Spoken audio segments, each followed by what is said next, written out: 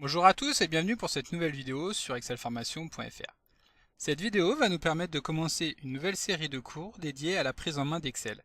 Pour ce premier cours, nous allons découvrir l'interface d'Excel, puis nous allons voir comment saisir notre premier tableau avec des données et des formules et comment mettre en forme ce dernier.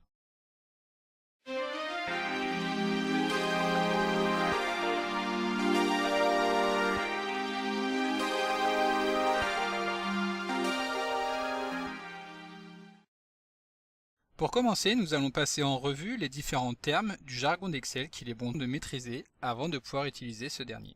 Donc lorsque l'on lance Excel pour la première fois, en double-cliquant sur l'icône du raccourci disponible sur le bureau ou dans la barre des tâches, Excel se lance avec un classeur vierge, c'est-à-dire une ou plusieurs feuilles, donc ici nous n'en avons qu'une, sans aucune donnée insérée à l'intérieur.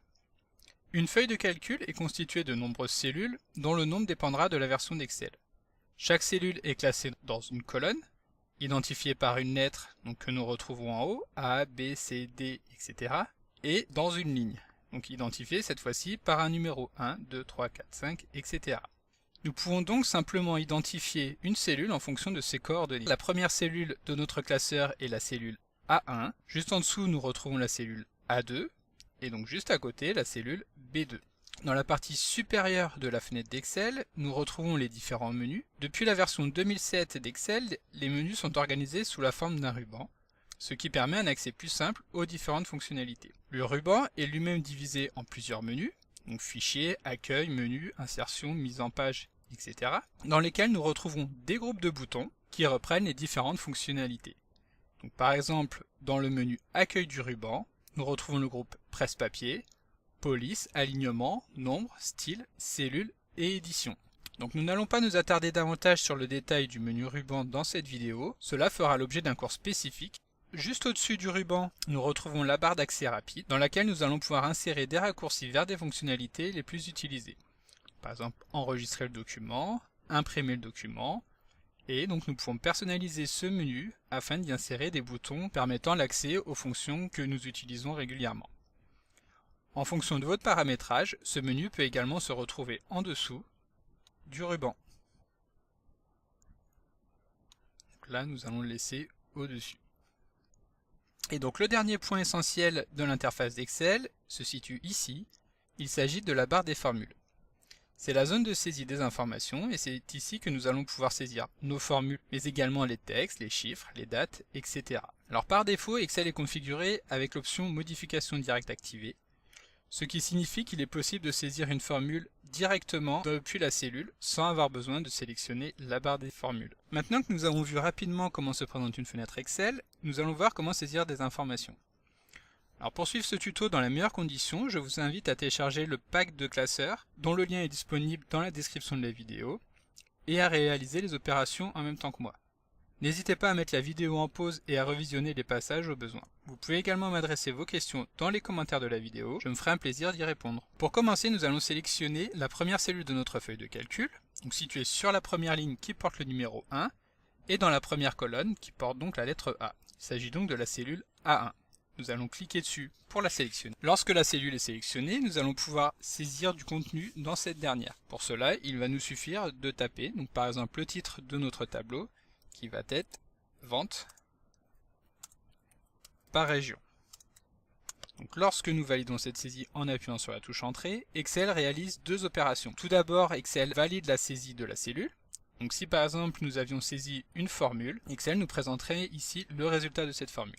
Et enfin, Excel va sélectionner la cellule située juste en dessous. Donc si par exemple nous avions voulu non pas sélectionner la cellule en dessous mais la cellule à droite, il faudrait valider la saisie en appuyant simplement sur la touche tabulation. Donc à présent nous allons revenir en dessous de notre cellule, donc sur la cellule A2, puis saisir les différentes régions en n'omettant pas de valider chacune d'entre elles en appuyant sur la touche entrée.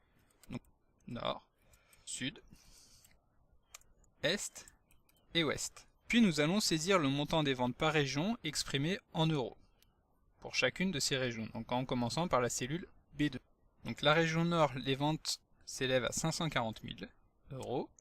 Pour le sud, 84 521, 6 587 Et donc pour la région sud, les ventes s'élèvent à 53 254. Et donc nous validons chacune des saisies en appuyant sur la touche Entrée. Maintenant que nous avons saisi nos données, nous aimerions bien connaître le montant total que ces ventes représentent. Donc pour cela, nous allons utiliser une formule d'Excel. Les formules d'Excel sont une des fonctionnalités essentielles d'un tableur, et c'est ce qui va permettre de différencier par exemple d'un outil de création de tableau qui peut être intégré dans un traitement de texte. Il faut toujours commencer la formule par le signe égal. C'est en effet ce signe égal qui permet de dire à Excel effectue le calcul suivant. Donc pour réaliser notre calcul, nous allons procéder de la manière suivante. Donc nous commençons par sélectionner la cellule sur laquelle nous voulons insérer notre formule.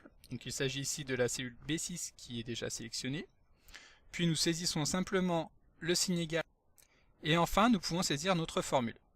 Donc là nous voulons connaître le montant total des ventes. Pour cela, nous allons simplement saisir chacune de nos ventes avec le signe plus qui permet d'effectuer une addition.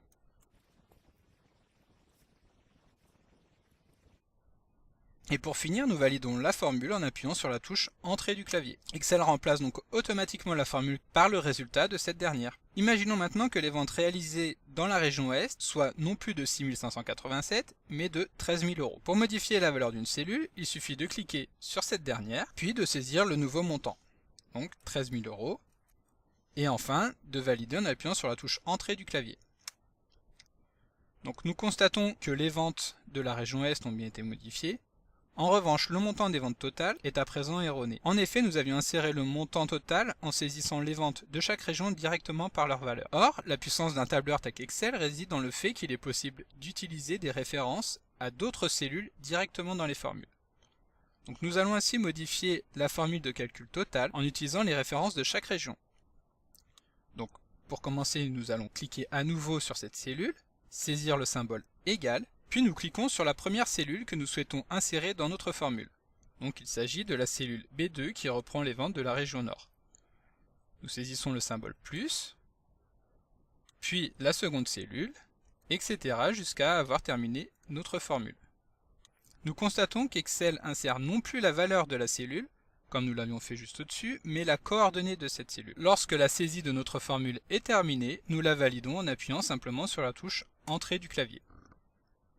Le résultat des ventes totales est maintenant corrigé et correspond effectivement à l'ensemble des ventes de chacune de nos régions. Pour tester, nous pouvons à présent modifier les ventes réalisées dans la région Nord en mettant 25 000 euros de vente.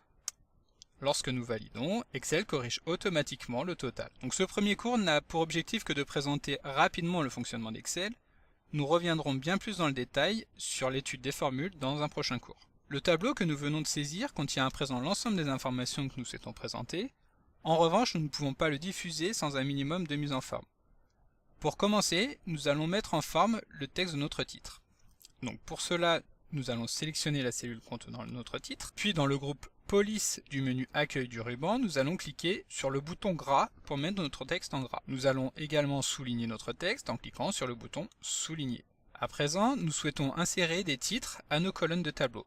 Pour cela, nous allons sélectionner la ligne située juste en dessous, puis effectuer un clic droit et choisir l'option Insérer. Nous répétons l'opération une seconde fois afin d'intercaler une deuxième ligne. Bouton droit, Insérer. À présent, nous pouvons saisir le titre de nos colonnes.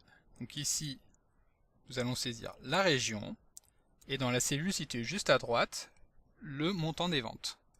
Donc les ventes annuelles exprimées en euros. Lorsque nous avons inséré nos nouvelles lignes, automatiquement Excel a reproduit la mise en forme de la ligne située juste au-dessus. Donc ici, en cellule A3, la mise en forme est la même que celle de la cellule A1. Donc nous pouvons retirer le gras et le soulignage afin d'avoir une cellule sans mise en forme. Ensuite, comme vous pouvez le constater, le contenu de la cellule B3 dépasse de la largeur de cette dernière.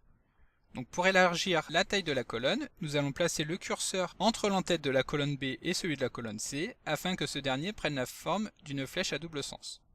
Puis nous pouvons faire glisser le curseur pour diminuer la largeur, ou pour l'augmenter. Il suffit ensuite de lâcher le bouton de la souris, pour confirmer la largeur de la colonne. À présent, nous allons mettre un peu de couleur à notre tableau. Donc pour commencer, nous allons sélectionner les deux cellules contenant les titres de notre tableau, donc la cellule A3 et la cellule B3.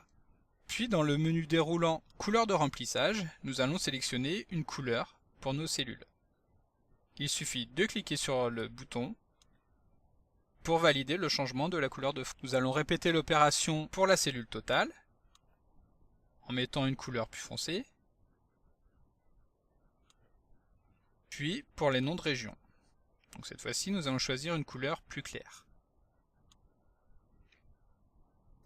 À présent, il ne nous reste plus qu'à formater nos valeurs numériques pour les rendre plus agréables à lire. Donc nous allons commencer par sélectionner les cellules B4 à B8, puis dans le menu Format de nombres, nous allons choisir le format monétaire. Excel a inséré un séparateur de milliers qui est donc l'espace, a ajouté des décimales à nos nombres, puis a inséré le symbole euro. Donc les centimes n'apportent rien à la lecture de nos données, nous allons vouloir les retirer. Donc pour cela, nous allons cliquer 2 fois sur le bouton Réduire les décimales. Nous arrivons maintenant à la fin de ce premier cours sur la présentation d'Excel. Dans les prochaines semaines, nous reviendrons dans le détail sur l'ensemble des points que nous n'avons fait que de survoler dans cette vidéo. Nous reviendrons ainsi sur l'interface d'Excel, sur la mise en place de formatage poussé, sur la création de formules poussées, etc. Pour ne rien rater des vidéos à venir, abonnez-vous à la chaîne excelformation.fr pour être informé de toutes les nouveautés.